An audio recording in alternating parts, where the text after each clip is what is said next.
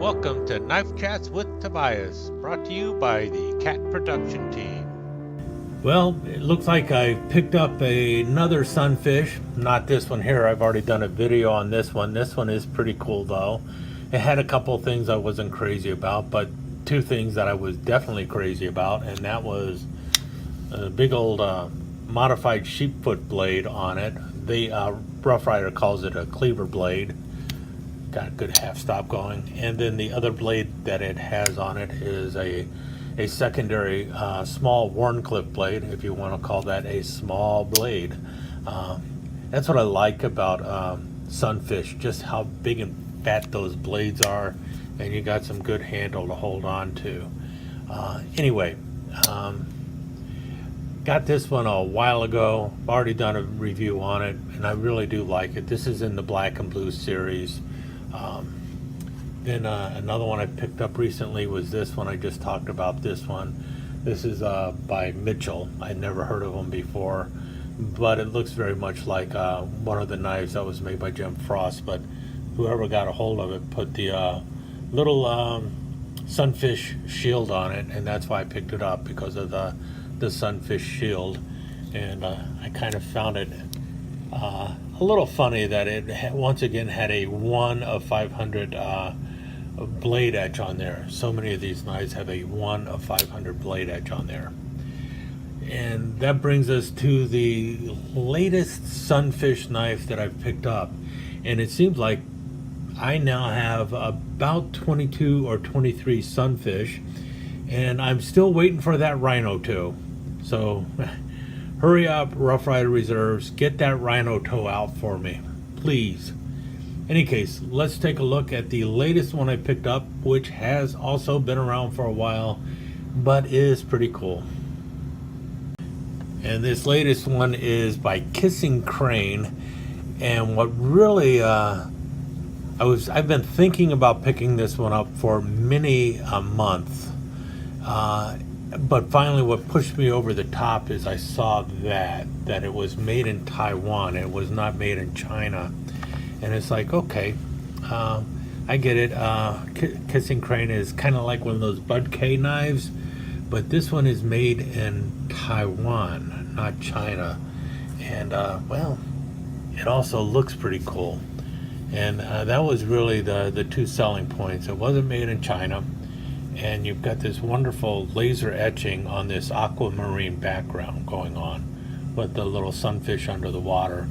And I wasn't sure how well this would have been etched or anything, but once I got it in my hands, it's like, man, that's nice and deep, and it is really well done. You can see it right there. So you've got all that black ink in there, so it's kind of like scrimshaw, but it's really just laser etched into it, so it's not done by hand or anything. But it does look really nice to me. You can see the 4 pins. I believe those are nickel silver pins. You got the nickel silver bolsters and brass pins on the backside. Those might be brass. I'm just not 100% sure. Stainless steel back springs. And the backside is just your basic smooth aquamarine bone.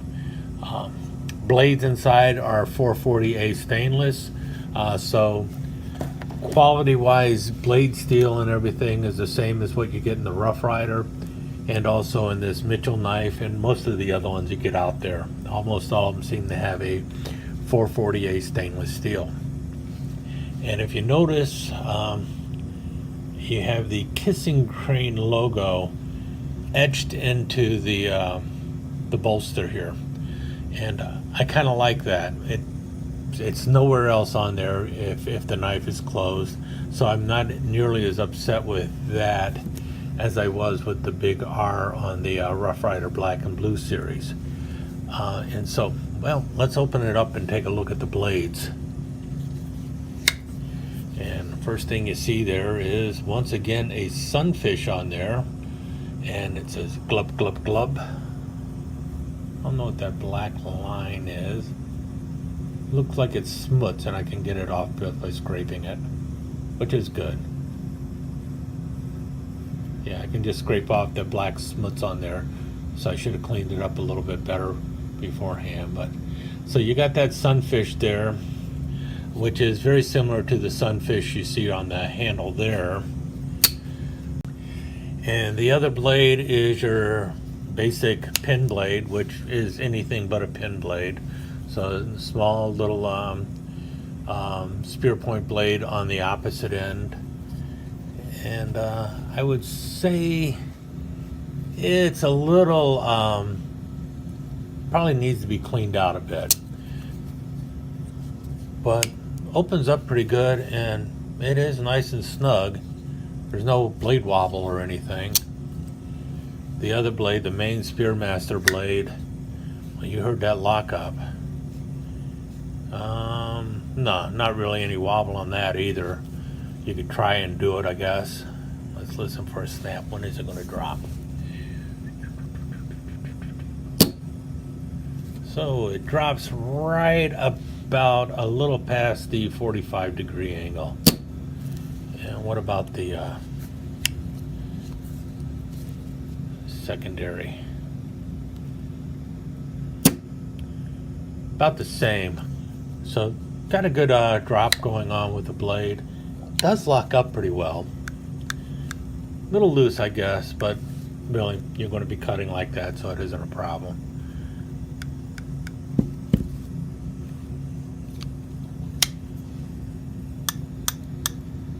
Yeah. About the same as what you get on your Rough Riders. Now this one has the half stop. I should go grab a Rough Rider without a half stop and see how this compares to a Rough Rider without a half stop. Grabbing the old tortoise shell here, and yeah, about the same, but if you notice there's definitely a difference in the blade shape. This one is much more of a typical pin blade. The Rough Rider has a lot more belly going on there, so definitely a different shape on the blade. I actually like that shape on the Rough Ryder blade with the way it is. I like the blade shape on the Rough Ryder better. No doubt about that. Wonder how this blade shape compares to the Frost. I've got a feeling... Okay, that's about the same. Let me see how this one looks compared to a Frost Sunfish. Okay, this is the Frost Sunfish. It's actually smaller than the Kissing Crane.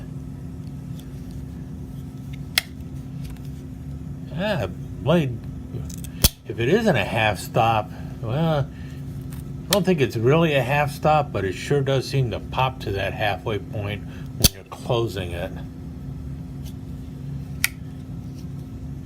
Yeah, it's still a lazy half stop, but a very prominent stop at the top here. It does kind of stop really good there, but blade action down, that's pretty tight. That's actually better than the Rough Rider, and this one is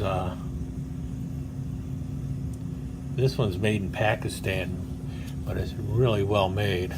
1 of 500. But I don't know. Just for sheer viewing pleasure and throw in your pocket and show off, this one has a lot of character, especially with all those sunfish in the laser etching, and I think it'll wear well in the pocket because of how deeply that etch is in there. So yeah, definitely one I'm going to have to throw in a pocket and use a little bit, and hopefully it won't screw up the little fishy on the blade there. But anyway, that's my latest Sunfish, and by Kissing Crane and made in Taiwan. So how about hurrying it up there, Rough Ryder, and get that Rough Ryder Reserve Rhino toe out for me before I go broke buying other Sunfish. I really would like to get the Rhino toe. In any case, stick around, I'll throw in some slides.